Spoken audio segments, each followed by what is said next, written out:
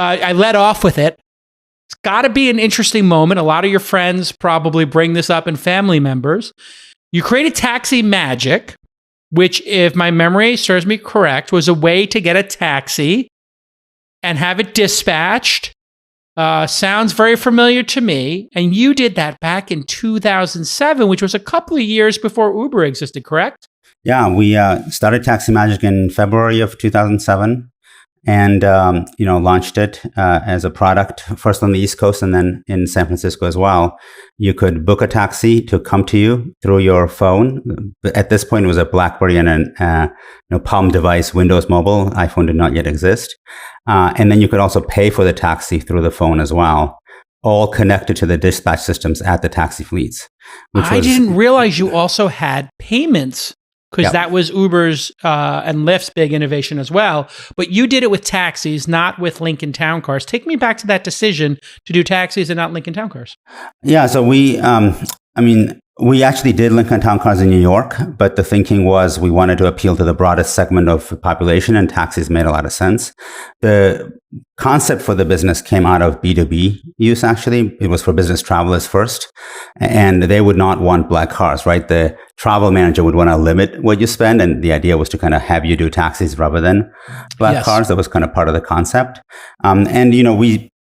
We came up with a lot of great tech, and my co-founder and now my co-CEO at Shift, Toby Russell, calls it the Netscape of the automotive on-demand space, because we came up with a product and then obviously others won, which is fine. We still learned a ton and it was a really great experience. But for us, the really big kind of challenge came when Lehman Brothers went under, actually, because Lehman Brothers was going to be our first New York customer, with all the black cars in New York kind of using our tech to do the pickup from the bank and take you home at night product, which was very popular.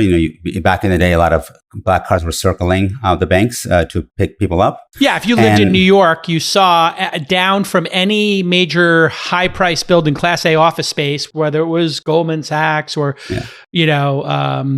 a famous law firm or Sherman Sterling or something, there would just be tons and tons of Lincoln Town Cars circling to take people home for $100 a pop to Brooklyn.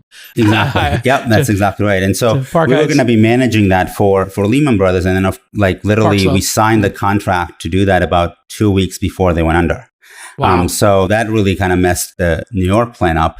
But we were going to do black cars in a much more aggressive way, in addition to taxis in New York in particular.